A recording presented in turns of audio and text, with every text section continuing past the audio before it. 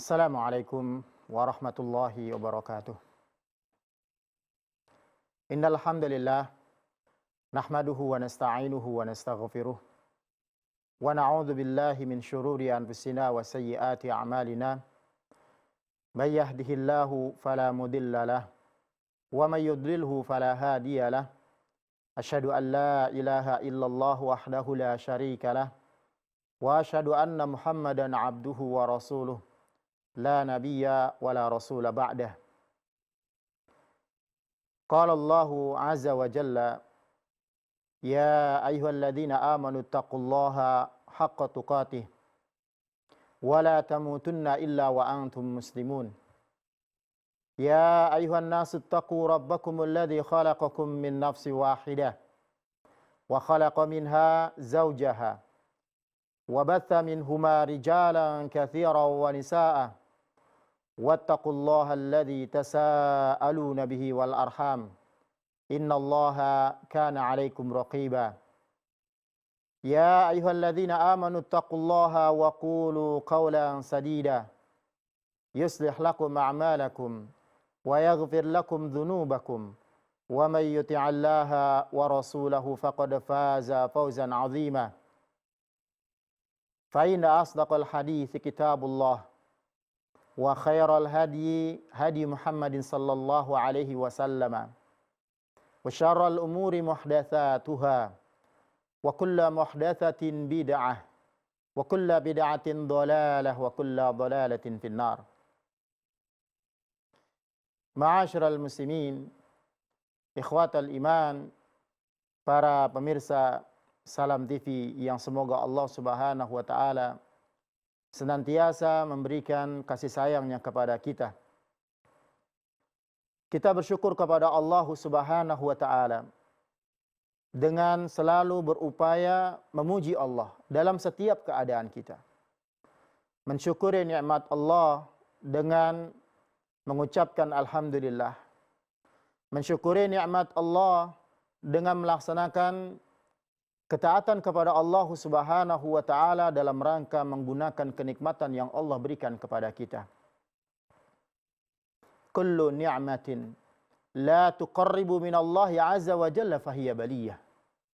Setiap kenikmatan yang tidak menjadikan dirinya mendekatkan diri kepada Allah Subhanahu wa taala, maka kenikmatan itu pada hakikatnya adalah musibah bagi dirinya. Ikhwatal iman, a'azani Allah wa iyyakum. Pada pertemuan kita kali ini, kita langsung akan masuk ke dalam orang-orang yang dicintai oleh Allah Subhanahu wa taala, yang sebelumnya kita telah membahas muqaddimah dalam kitab 40 karakteristik orang-orang yang dicintai oleh Allah Subhanahu wa taala. Kali ini adalah orang-orang yang bertaubat. Orang-orang yang bertaubat adalah orang-orang yang dicintai oleh Allah Subhanahu wa taala di antara para hambanya. Pembahasan ini dimulai dengan firman Allah Subhanahu wa taala di dalam surah Al-Baqarah ayat 222. Wa yas'alunaka 'anil mahid. Qul huwa adhan fa'tazilun nisaa fil mahid. ولا تقربوهن حتى يطهرن فإذا تطهرن فأتوهن من حيث أمركم الله إن الله يحب التوابين ويحب المتطهرين. Mereka bertanya kepadamu tentang haid.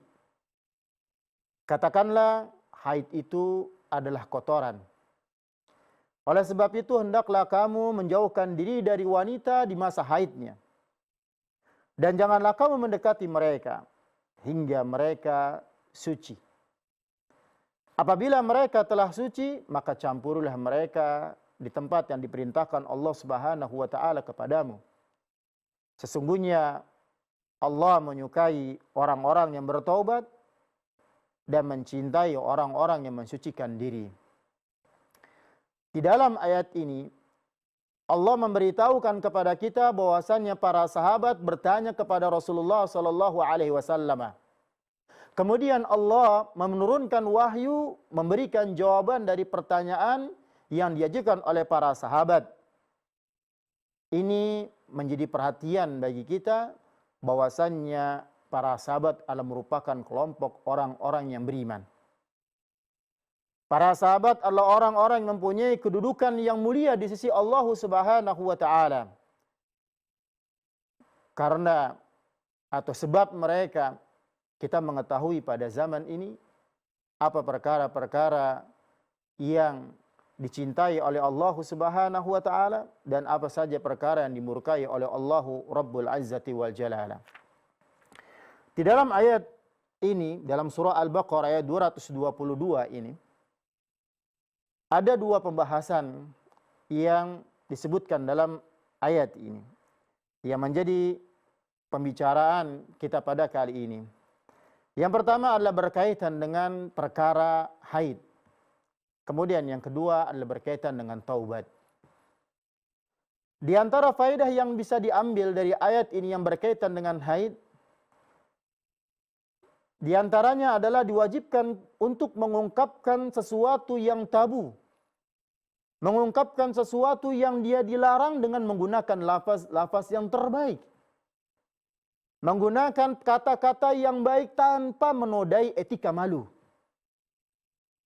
Karena Allah Subhanahu wa taala melarang adanya hubungan suami istri pada masa haid ya dengan cara memerintahkan agar menjauh. Coba simak kembali ayat tadi. Fa'tazilun nisaa fil mahid wa la taqrabuhunna hatta yatrun. Oleh sebab itu hendaklah kamu menjauhkan diri dari wanita waktu haid dan janganlah kamu mendekati mereka sebelum mereka suci. Fa idza tatahharna fa'tuhunna min haitsu amarakumullah. Kalau mereka sudah suci, maka campurlah mereka pada tempat yang diperintahkan Allah Subhanahu wa taala kepadamu. Masya Allah, ikhwan fiddin. Ya, lafaz-lafaz yang digunakan oleh Allah, kalimat-kalimat yang digunakan oleh Allah Subhanahu wa taala untuk melarang terjadinya hubungan suami istri pada saat wanita haid, lafaz ini suci. Lafaz ini terjaga. Lafaz ini bersih, tidak membangkitkan naluri seksual seseorang. Dan tidak menodai rasa malu. Di antara faedah yang lain yang berkaitan dengan haid di dalam ayat ini, diwajibkannya menjauhkan diri dari istri-istri di waktu haid. Kenapa? Karena mendatangi mereka pada waktu haid adalah haram hukumnya. Bahkan Nabi SAW sampai mengatakan dengan perkataan kufur. Di dalam sebuah hadisnya, Nabi SAW mengatakan, Man ata haidan, aw imra'atan fi duburiha aw kahinan, faqad kafara bima unzila ala Muhammadin. Barang siapa yang dia mencampuri istrinya dalam keadaan haid, atau mencampuri istrinya pada duburnya, atau dia datang kepada dukun, maka sungguh dia telah kafir dengan sesuatu yang telah diturunkan kepada Muhammad sallallahu alaihi wasallam. Dalam hadis yang diriwayatkan oleh Imam At-Tirmidzi, hadis ini sahih. Yang menariknya, wahai kaum muslimin, perkara yang seperti ini kenapa Nabi sallallahu alaihi wasallam menyebut dengan kafir? Kafara atau kufur. Di sini yang harus juga kita pahami dan perkara yang penting, bahwa tidak setiap perbuatan yang Allah dan Rasulnya menyebutkan dengan kata kufur atau kafara menandakan bahwasanya orang yang berbuat tersebut telah keluar dari agama Islam. Telah keluar dari agama Islam. Bukan seperti itu. Para ulama seperti diantaranya sahabat yang mulia Abdullah bin Abbas radhiyallahu anhuma memberikan penjelasan tentang adanya kufrun duna kufrin. Adanya kekufuran di bawah kekufuran yang lain. Artinya berarti ada kufur yang tidak mengeluarkan seorang hamba keluar dari agama Islam. Kekufuran akan menjadi kufur yang besar yang berlawanan dengan agama Islam tentunya kalau dia mengingkari haramnya bersetubuh atau haramnya mempergauli istrinya dalam kondisi haid. Atau dia meyakini akan kehalalan pada waktu itu. Maka orang yang ini, dia telah kafir dan keluar dari agama Islam disebabkan dia menghalalkan sesuatu yang diharamkan oleh Allah Subhanahu wa taala dan Rasulnya.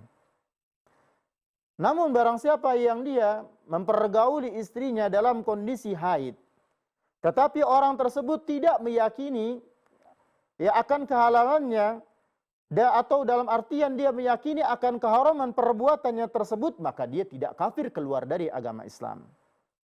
Ungkapan kekufuran ini disebutkan oleh sebagian para ulama, tujuannya adalah menjauhkan diri dari melakukan hal tersebut.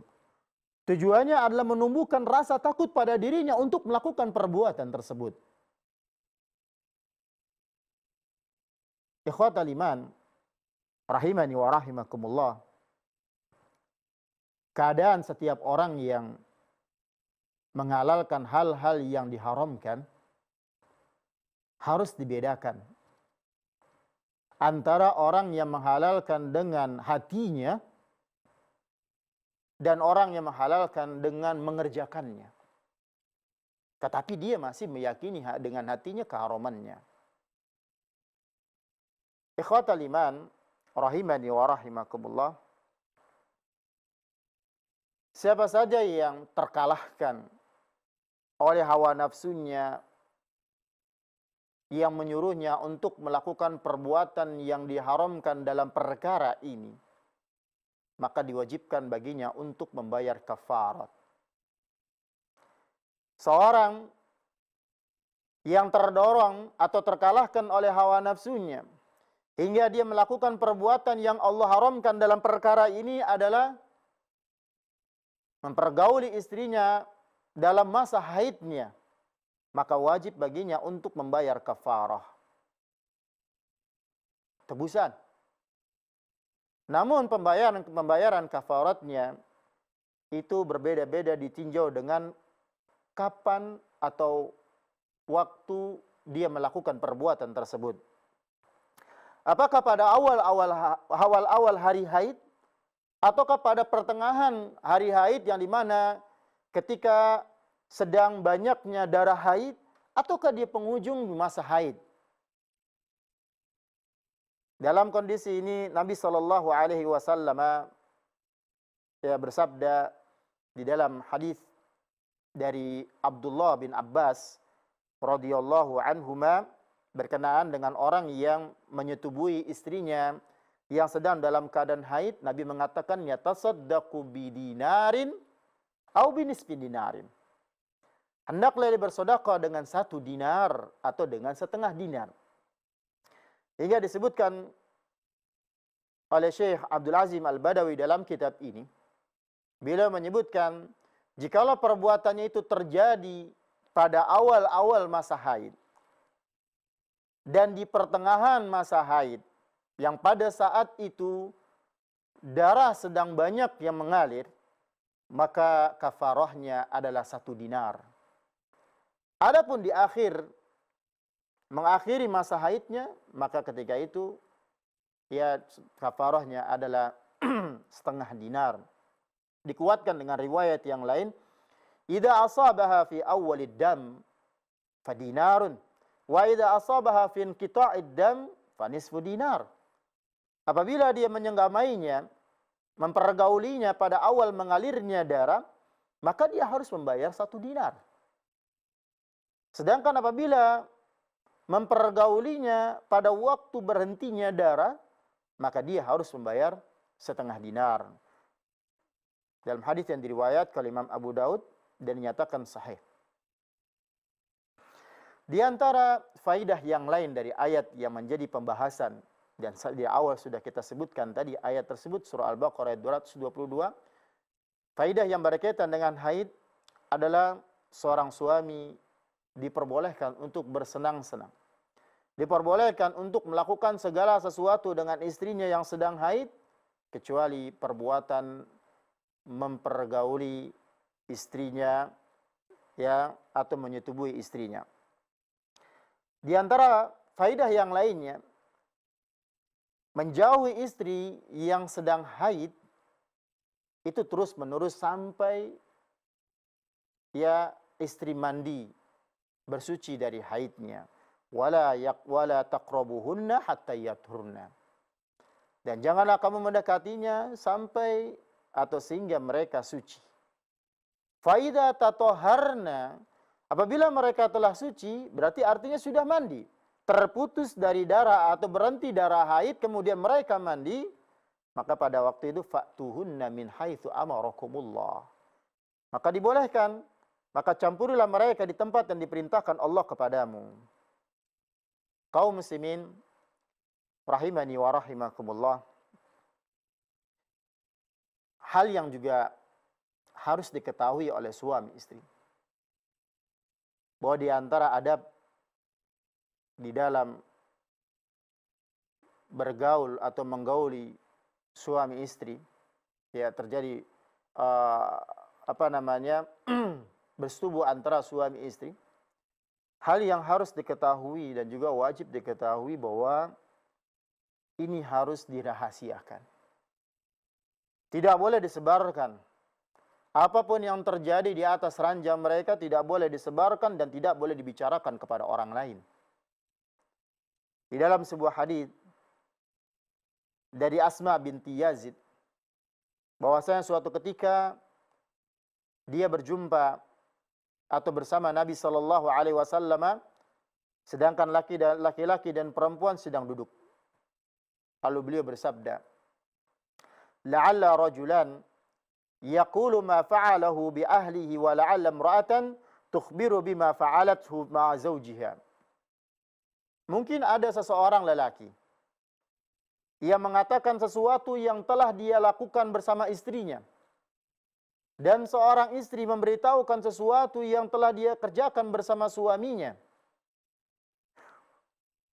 Fa'arammal qaum faqalat, "Ay wallahi ya Rasulullah, innahunna la yaf'alna wa innahum la yaf'aluna." Kemudian kaum tersebut terdiam. Lalu Asma berkata, "Ya, demi Allah, wahai Rasulullah, sesungguhnya mereka yang perempuan berbuat demikian dan laki-laki juga berbuat demikian."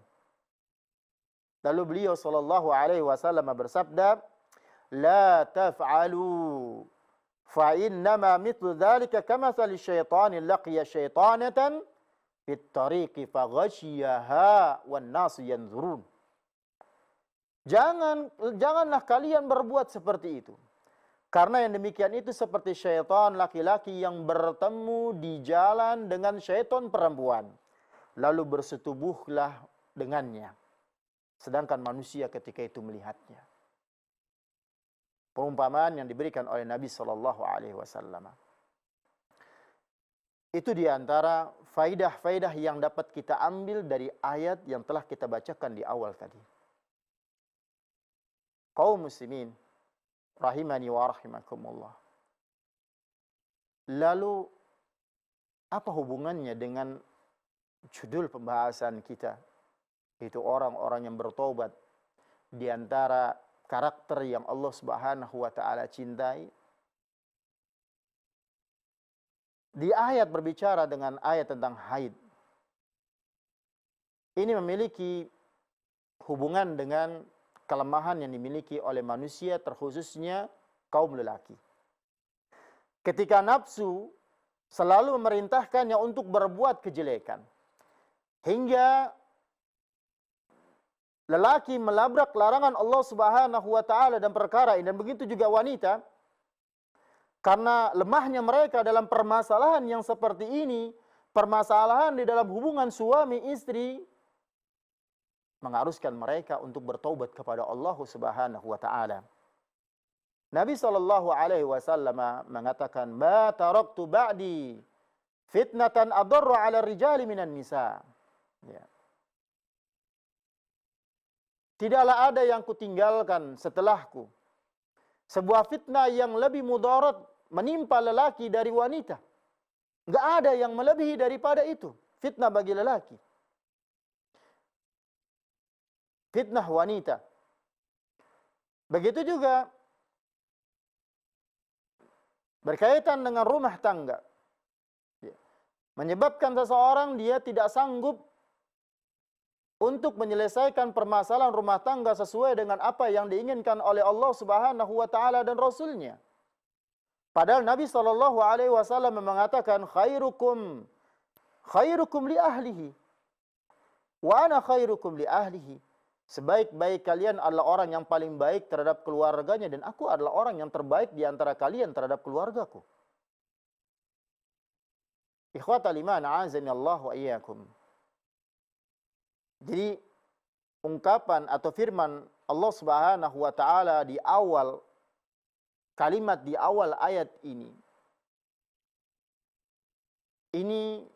menunjukkan bahwasannya hamba-hamba Allah lemah dalam perkara ini. Dan masih banyak atau maknanya masih luas dalam perkara ini. Namun yang ingin kita tekankan dalam pembahasan kita, di penghujung ayat ini Allah Subhanahu wa taala mengatakan innallaha yuhibbut tawwabin. Sesungguhnya Allah mencintai orang-orang yang bertaubat. Orang yang selalu bertaubat adalah orang yang senantiasa kembali kepada Allah Subhanahu wa taala. Kembali kepada Allah dari maksiat-maksiat yang telah dia lakukan. Kembali untuk melaksanakan perintah-perintah Allah dan selalu berusaha untuk tidak menyelisih perintah Allah Subhanahu wa taala. Ketahuilah, saudaraku, setiap dosa akan menjauhkan seseorang hamba dari Allah Subhanahu wa taala.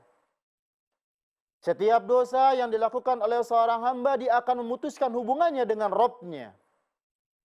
Di dalam sebuah hadits qudsi, Allah Subhanahu wa taala berfirman, "Inni khalaqtu ibadi hunafa'a kullahum fa'atathum wa innahum atathumus syayatin fajtalathum an dinihim." Sesungguhnya Allah menciptakan hamba-hambaku. Sesungguhnya aku telah menciptakan hamba-hambaku. Semuanya dalam keadaan lurus.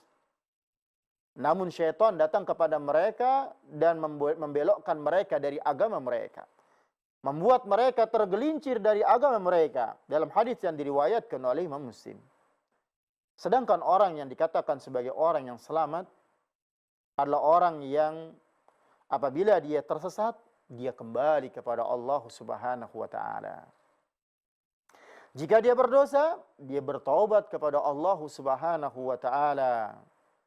Wa may ya'mal su'an aw yadhlim nafsahu thumma yastaghfirillaha yajidillaha ghafurar rahima.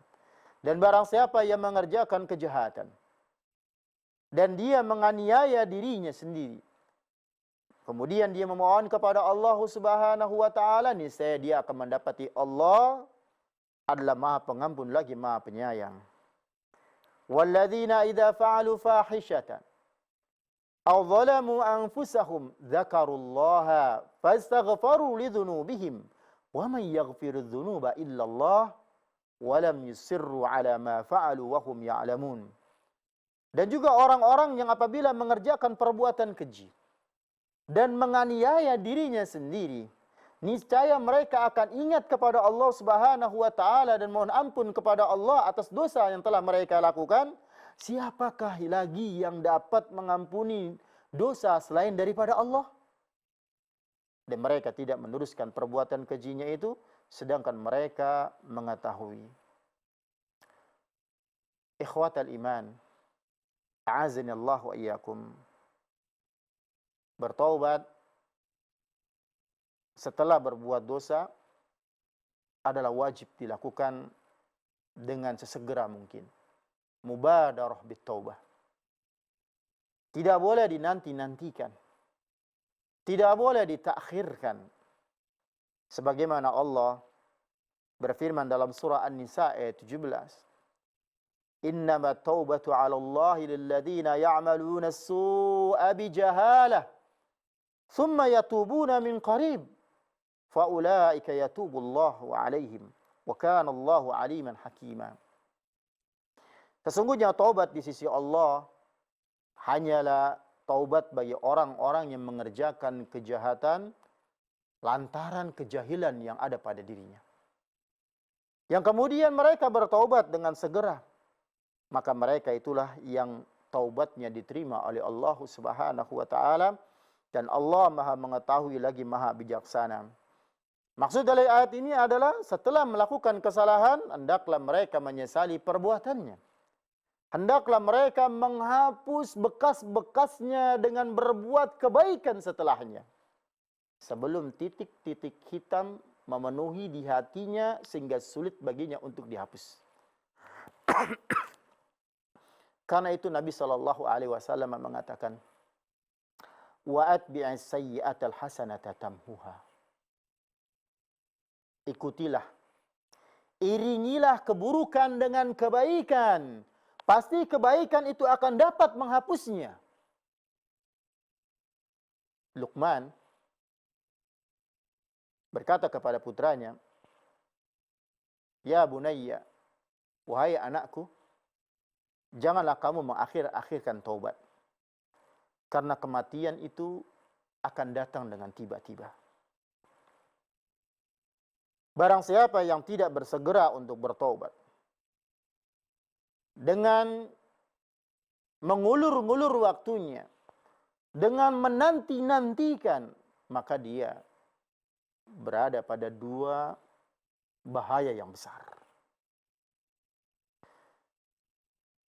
Yang pertama, akan menjadi bertumpuk-tumpuk kegelapan pada hatinya.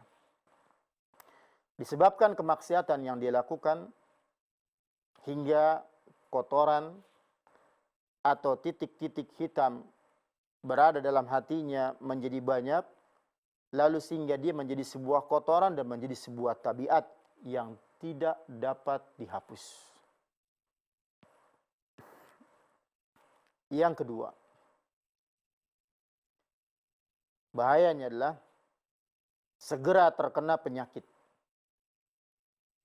Yang bahaya kalau andai kata dia belum bertobat, lalu Allah Subhanahu wa taala menyegerakan memberikan penyakit kepadanya, atau dia tiba-tiba meninggal, wal'iyadzubillah.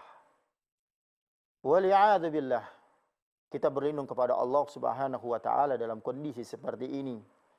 Hingga akhirnya kita tidak bisa lagi untuk menyibukkan diri untuk menghapus dosa yang telah kita lakukan.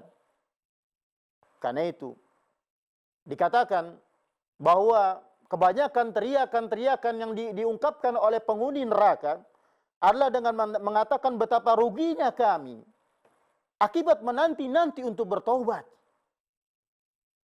Maka dari itu, wahai saudaraku, kita yang selalu berbuat dosa, berhati-hatilah terhadap kematian. Berlombalah untuk berbuat kebaikan. Serta gunakanlah hidup kita ini sebelum datangnya kematian kita. Karena kematian tidak ada yang mengetahui kapan dan di mana kita akan diwafatkan oleh Allah Subhanahu wa taala. Wa ma tadri nafsum madza taksibu ghada, wa ma tadri nafsum bi ayyi ardin tamut. Tidak ada seorang pun yang dapat mengetahui dengan pasti apa yang akan diusahakannya pada keesokan hari. Tidak ada seorang pun yang dapat mengetahui di bumi manakah yang Allah akan wafatkan dia. Kaum muslimin, jangan terlena dengan banyaknya kebaikan. Jangan terlena dengan banyaknya upaya-upaya kebaikan seperti berdakwah. Upaya-upaya kebaikan yang dilakukan oleh diri kita, sehingga seolah-olah kita akan wafat dalam kondisi husnul khatimah. Kita terlena hingga kita tidak mau lagi untuk berbuat kebaikan yang berikutnya, dan kebaikan yang teragung adalah bertaubat kepada Allah Subhanahu wa taala. Ikhwatal iman, tidaklah ada orang yang merasa aman, tidaklah ada perasaan aman, melainkan itu hanya ada pada orang munafik. Dan tidaklah ada rasa takut, melainkan itu ada pada seorang mukmin. Orang mukmin senantiasa melangkahkan kakinya mengarungi bahtera kehidupan dunia ini dalam kondisi harap, dalam kondisi takut kepada Allah. Maka cepat-cepatlah bertobat. Segeralah kembali kepada Allah Rabbul Izzati wal Jalalah. Orang yang bermalas-malasan di hadapan Allah, maka dia adalah orang yang benar-benar akan menyesal ketika datang kematian. Lalu dia akan meminta kepada Allah untuk dikembalikan ke bumi, dikembalikan kepada dunia agar mereka bisa melaksanakan apa yang dahulu mereka tidak mengerjakannya. Hatta idza jaa ahaduhumul maut qala rabbirji'uni la'alli a'malu salihan fima taraktu kalla innaha kalimatun huwa qailuha wa min waraihim barzakhun ila yaumi yub'atsun. Demikianlah orang-orang kafir itu. Hingga apabila datang kematian kepada seorang di antara mereka, maka dia akan mengatakan, "Ya Rabbku, wahai Tuanku, kembalikanlah aku ke dunia agar aku bisa berbuat amal yang saleh terhadap apa yang kutinggalkan." Kalla, sekali-kali tidak. Sesungguhnya itu adalah perkataan yang diucapkannya saja. Dan di hadapan mereka akan ada dinding, pembatas, sampai hari kiamat, sampai hari mereka dibangkitkan. Karena itu Allah perintahkan kepada orang-orang yang berlebih-lebihan di dalam berbuat dosa, kepada orang yang berlebih-lebihan melakukan kemaksiatan agar segera kembali kepada Allah Subhanahu wa taala.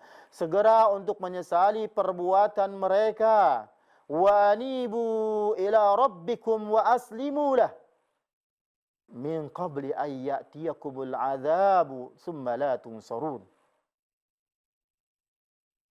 Dan kembalilah kamu kepada Rabbmu dan berserah dirilah kepadanya sebelum azab datang kepadamu kemudian kamu tidak dapat ditolong lagi.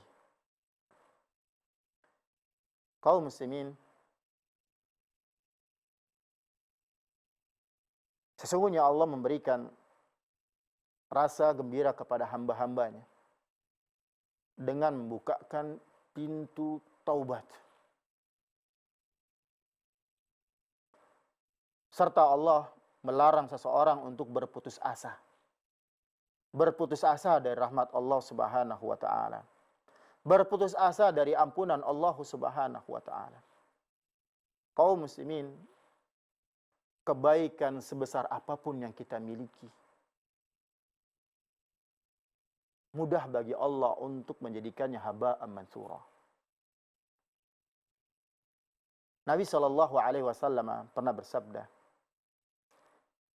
"La ya'tiyanna aqwamun min ummati ya'tuna yawmal qiyamati bihasanatin jibali tihamah bidhah."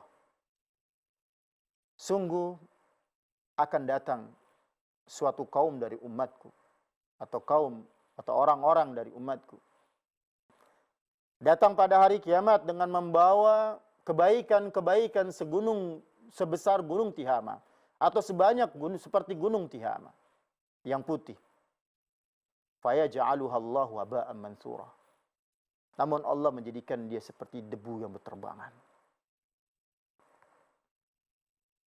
Hingga para sahabat mengatakan, "Ya Rasulullah, ceritakan dan berikanlah kabar tentang sifat-sifat mereka. Alla nakuna minhum wa nahnu la na'lamu." Agar kami tidak menjadi bagian dari mereka dalam kondisi kami tidak mengetahuinya. Lalu Nabi SAW mengatakan, mereka sama seperti kalian. Ya'khuduna minal laili kama ta'khudun. Mereka mengambil bagian pada malam hari untuk beribadah sebagaimana kalian melakukannya. Subhanallah. Kaum muslimin, mereka banyak berbuat kebaikan. Mereka juga melakukan salat malam. Tetapi apa yang menyebabkan Allah Subhanahu wa taala jadikan haba'an mansura? seperti debu yang berterbangan pada kebaikan yang mereka lakukan begitu banyak tadinya. Ternyata ia menyebabkan hal itu Nabi Shallallahu Alaihi Wasallam mengatakan, fa idza khalau bimaharimillah intahakuha. Akan tetapi mereka tatkala mereka sudah bersendirian dengan keharaman Allah Subhanahu wa taala, pintu-pintu sudah rapat tertutup, jendela-jendela sudah tertutup semua, tidak ada CCTV dan lain sebagainya, tinggal dia dengan keharaman Allah, intahakuha, dia labrak larangan Allah Subhanahu wa taala. Semoga Allah menjaga kita dari kondisi seperti itu. Banyak ayat-ayat yang menyebutkan tentang kabar gembira bagi kita untuk segera bertobat kepada Allah Subhanahu wa taala. Di antara ayat-ayat yang berbicara tentang hal ini dan hadis-hadis Nabi, ya ayyuhalladzina amanu tubu ilallahi taubatan nasuha. Asa rabbukum an yukaffira ankum sayyi'atikum wa yudkhilakum jannatin tajri min tahtihal anhar. Hai orang-orang yang beriman, bertobatlah kepada Allah dengan taubat yang semurni-murninya. Mudah-mudahan Rabb kamu akan menghapuskan kesalahan-kesalahanmu dan masukkan kamu ke dalam surga yang mengalir di bawahnya sungai-sungai. Wa tubu ilallahi jami'an ayyuhal mu'minuna la'allakum tuflihun. Dan bertobatlah kamu sekalian kepada Allah, hai orang-orang yang beriman, supaya kamu beruntung. Wa man taba wa 'amila salihan fa innahu yatubu ilallahi mataba. Dan orang-orang yang bertobat dan mengerjakan amal saleh, maka sesungguhnya dia bertobat kepada Allah dengan taubat yang sebenar-benarnya. Dan kabar yang paling besar disampaikan oleh Nabi sallallahu alaihi wasallam, ya lallah ashaddu farahan bi taubati 'abdihi hina yatubu ilaihi min ahadikum kana ala rahilatihi bi ardi falatin fantalafat minhu wa 'alaiha ta'amuhu wa sharabuhu fa'ayisa minha fa'ata syajaratan fattaja'a fi dhilliha qad ayisa min rahilatihi fabaina huwa kadzalika idh huwa biha qa'imatan 'indahu fa akhadha bi khitamiha thumma qala min shiddatil farah Allahumma anta 'abdi wa ana rabbuka akhta'a fi shiddatil farah. Sungguh Allah lebih gembira dengan taubat seorang hamba, ya, dengan taubatnya seorang hamba daripada kegembiraan salah seseorang di antara kalian yang ketiga di atas hewan tunggangannya di suatu padang sahara, lalu hewan tunggangannya itu kabur, sedang makanan dan minuman berada di atasnya. Dia pun putus asa darinya. Kemudian dia mendatangi sebuah pohon, lalu dia berbaring di bawah naungan pohon tersebut dalam keadaan putus asa, putus asa pada harapan dia terhadap kudanya atau kendaraannya yang telah hilang. Maka pada saat itulah tiba-tiba hewan tunggangannya telah berada di sisinya. Lalu dia mengambil hewan tunggangannya yang berada di sisinya tadi, dia pegang tali kekangnya, kemudian dia berkata dengan saking gembiranya, dia mengatakan, Allahumma anta abdi wa ana rabbuk. Ya Allah, engkau hambaku dan aku Rabbmu. Dia salah berucap. Kenapa? Karena saking gembiranya. Ikhwatal iman, dosa yang kita lakukan, taubat itu tidak akan, atau taubat darinya tidak akan diterima oleh Allah Subhanahu wa taala kecuali kalau kita memenuhi syaratnya. Di antara syarat yang wajib dalam setiap kesalahan adalah yang pertama at-tark, menghentikan dan meninggalkan perbuatan dosa tersebut. Yang kedua adalah an-nadam, menyesal dari perbuatan yang telah dia lakukan. Kemudian yang ketiga al-azam, yaitu bertekad kuat untuk tidak mengulanginya lagi. Ini 3 syarat yang besar yang wajib ada pada setiap kesalahan dilakukan oleh seorang hamba. Namun kalau dia berkaitan dengan hak manusia, maka harus ada yang keempat, yaitu yang harus dia lakukan. Yang keempat adalah dia mengembalikan haknya. Jikalau harta yang telah diambil, kembalikan hartanya. Jikalau harga diri yang telah dia nodai, maka lihat. Jikalau dia minta maaf, apakah mudarat yang akan muncul ataukah tidak. Jikalau mudarat besar yang akan muncul, mudaratnya lebih besar yang akan muncul, maka ketika itu yang harus lakukan adalah dia memohonkan ampun, berdoa kepada Allah Subhanahu wa taala agar Allah memberikan kebaikan yang begitu banyak kepada orang yang dia zalimi tadi. Mintakan ampun untuknya, mudahkan agar Allah mudahkan urusannya dan lain sebagainya. Akan tetapi jika syarat-syarat ini tidak terpenuhi, dia memohon ampun kepada Allah, kemudian dia ulangi lagi, dia mohon ampun, kemudian dia ulangi lagi, yang tidak ada 3 syarat di dalam taubat yang dilakukan, maka dia tidak ubahnya seperti orang yang mencemooh Allah Subhanahu wa taala. Wallahu yastahzi'u bihim wa yamudduhum fi tughyanihim ya'mahun. Allah akan balas olokan-olokan mereka dan biarkan mereka terombang-ambing dalam kesesatan. Perbanyak taubat wahai kaum muslimin. Nabi sallallahu alaihi wasallam saja mengatakan tubu ilallah fa inni atubu fil yaumi ilaihim mi'ata marrah. Wahai sekalian manusia, bertobatlah kepada Allah karena aku bertobat kepadanya 100 kali dalam sehari. Taubat bukan hanya dari segi kemaksiatan, juga taubat bagi orang yang melakukan ketaatan karena belum tentu ketaatan itu sesuai dengan apa yang diinginkan oleh Allah Subhanahu wa taala. Termasuk di antaranya bertobat ketika dia meninggalkan perkara yang sunnah. Perkara yang hukum asalnya sunnah. Ya, akan tetapi selalu meninggalkan yang sunnah, selalu yang meninggalkan yang sunnah padahal dia bukan wajib, ini akan membawa dia jauh dari Allah Subhanahu wa taala. Yang terakhir sebelum kita tutup pembahasan kali ini, Allah Subhanahu wa taala menyebutkan bahwasanya di antara sifat Allah Subhanahu wa taala At-Tawwab, memberikan ampunan. Ya, At-Tawwab adalah merupakan salah satu asma Allah, Asmaul Husna, yang mencakup juga bagi orang yang bertobat.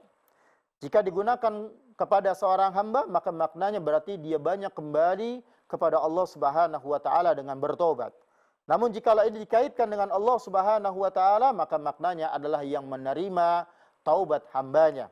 Karena memang di antara nama Allah Subhanahu wa taala ada nama yang tidak boleh diberikan kepada selain Allah, seperti Ar-Rahman, Al-Muhyi, Al-Mumit. Dan ada nama yang dibolehkan untuk diberikan kepada selain Allah Subhanahu wa taala seperti Tawwab, Tawwabin, ya, Ar-Rauf, Ar-Rahim, sebagaimana Allah berikan sifat ini, nama ini, ya, sifat ini kepada Rasulullah sallallahu alaihi wasallam, Ar-Rauf, Ar-Rahim, ya. Juga diberikan kepada Al-Basir, As-Sami, Al-Basir, diberikan juga kepada manusia Sami'an Basira. Jadi ikhwan fillah, a'azinallahu wa iyyakum, inti pertemuan kita pada kali ini, senantiasa bertobat kepada Allah Subhanahu wa taala. Kita tidak tahu ya mana yang paling berat yang kita lakukan, apakah kebaikan ataukah keburukan. Kita tidak tahu kapan waktu Allah wafatkan kita dan dalam kondisi seperti apa Allah wafatkan kita. Semoga pembahasan kali ini bermanfaat bagi kita semua. Semoga Allah Subhanahu wa taala senantiasa memberikan taufik dan hidayahnya kepada kita untuk senantiasa menjadi orang yang berupaya dan berusaha menjadi hamba yang dicintai oleh Allah Subhanahu wa taala.